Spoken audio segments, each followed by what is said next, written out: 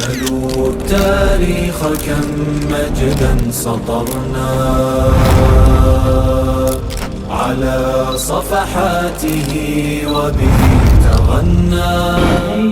هر مکتب از خود ارزش ها داره، از خود اخلاق داره، از خود مبانی داره، از خود اصول داره.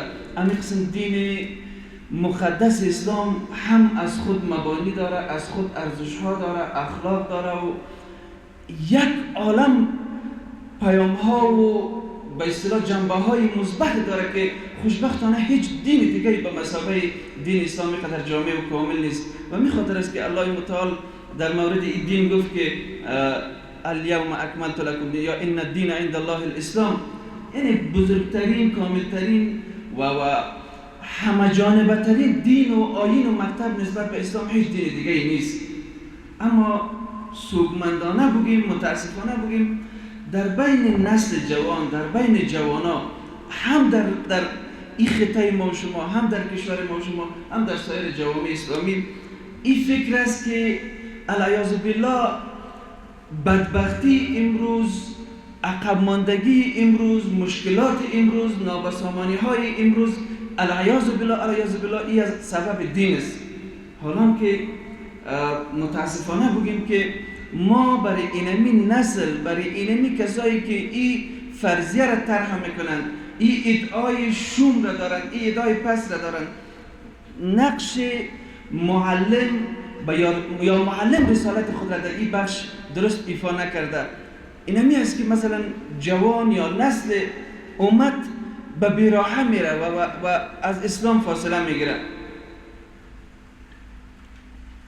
اسلام برش یک مکتب، یک دین، یک آیین بی ارزش جلوه میکنن. ما شما دیدیم در گذشته کمونیسم به عنوان یک موج آمد، به عنوان یک موج باد در کشور ما شما.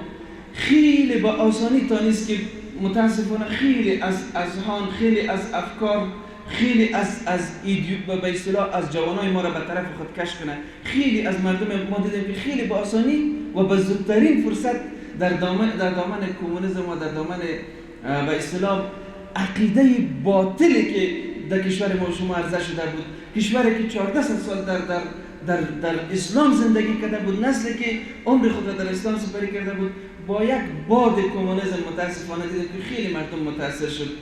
بعد از اون ما دیدیم در 20 سال گذشته فرضیه های مختلف، افکار مختلف، عنعنات و کلتورهای مختلف برای ما و شما عرضه شد. چون اینجا نسل جوان ما و شما از هویت اسلامی خود بخبر بود، متاسفانه دیدیم یک تعداد گرویدن، یک تعداد متاثر شدن، یک تعداد خود را در دامان سکولاریسم و به اصطلاح افکار غربی انداختن.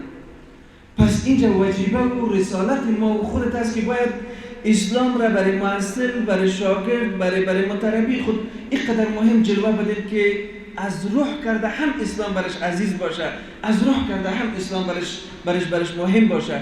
برای شاگرد خود این را تفهیم کنیم که بدون روح، اما قسمی که بدون روح زندگی کردن ناممکن است، بدون اسلام عزیز هم زندگی کردن ناممکن است. واقعیت اینمی است که اگر ما شما نسل را گذاشتیم که ضایع شد، نسل رفت در آغوش افکار مختلف افتید، خدای نخواسته آخرت از تباه میشه. و ما شما خود گفتیم که زندگی خود تنها برای دنیا نیست، زندگی اصلی ما شما دیگه زندگی است. پس ما شما باید برای تقویت هویت اسلامی کار کنیم. باید ارزش‌های اسلامی را برای محصلین خود مهم نشان بدیم. باید ما شما کوشش کنیم تا در شاید یک وقتی من یادم است که حتی مکتوبم آمده بود در جمهوریت و آل خو الحمدلله نظام اسلامی سال خوب نظامی نمیره، میگه که شما در هر رشته‌ای که تدریس میکنید حداقل 4 دقیقه 5 دقیقه را به خاطر تفهیم ارزش‌های اسلامی، به خاطر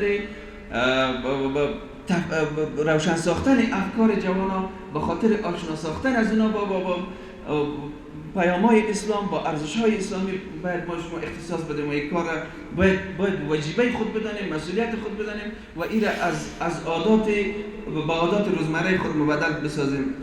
یکی. دوم، فکر امت محوری را در جوانا، در محصلین، در متعلمین، در متربی خود زنده کنیم.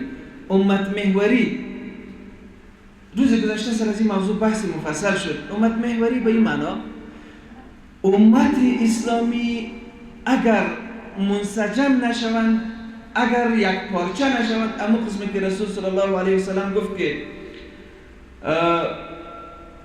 مسلمان مثل جسد واحد است، یا در حدیث دیگه گفته که مسلمان مثل یک ساختمان است، هر جز از این ساختمان برای جز دیگه مفید واقع است.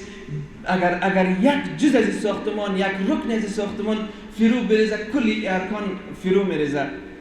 پس اگر این امت یک پارچه نشود، اگر این امت متحد نشود، به تنهایی اگر افغانستان هر قدر به اصطلاح ما شما تلاش کنیم بازم به هدف نمیرسیم، بازم ما نمیتونیم مکلفیت خود را، واجب خود را قبال دین ادا کنیم.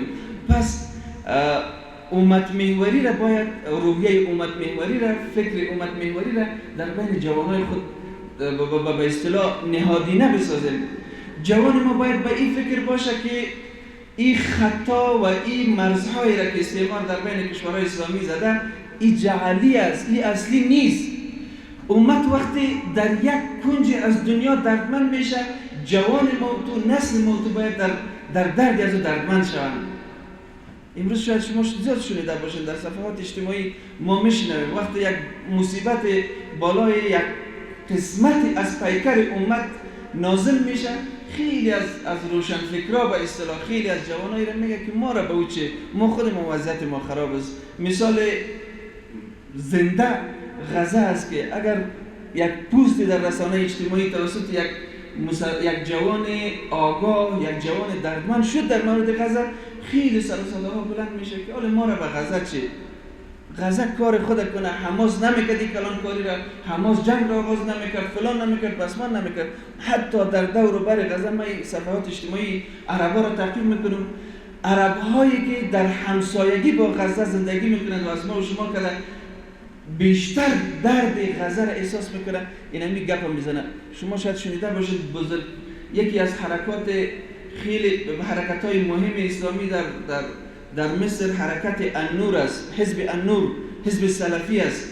رئیس حزب سلفی حماس را ملامت میکنه و میگه که اشتباه زد، سر زد، آل خودشان به اصطلاح این مشکلاتی که دامنگیرشان شده خودشان برای حل از اقدام کنن. این ببینید خیلی بدبختی است، این یک درد کلان است. باید ما امت را، نسل را، باید ما شاگرد خود را به فکر امت محوری زنده تربیت کنیم.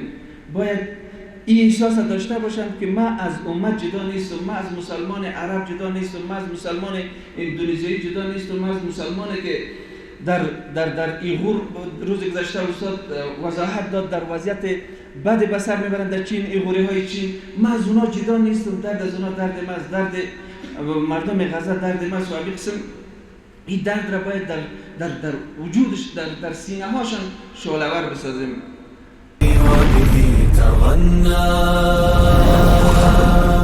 تهاب الأسد وطأتنا لأننا